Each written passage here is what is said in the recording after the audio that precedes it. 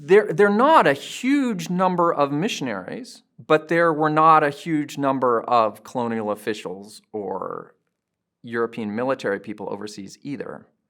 So in terms of proportion, they were a very large group. These mission organizations were huge for organizations of their day, for example, in the 19th century and early 20th century.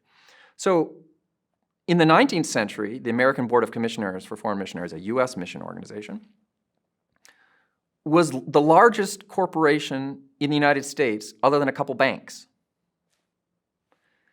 Now, we tend to think of labor unions and banks and other things like that as being important. Well, missionaries were bigger. They controlled more resources and more personnel than lots of things that we think are really important. They also tended to be among the most educated group in the colonies. So most missionaries had university degrees. And many male missionaries, the majority, had beyond university degrees because they were pastors. They had to go to seminary in a time when very few people had university degrees. They also had disproportionate influence because they introduced things for the first time.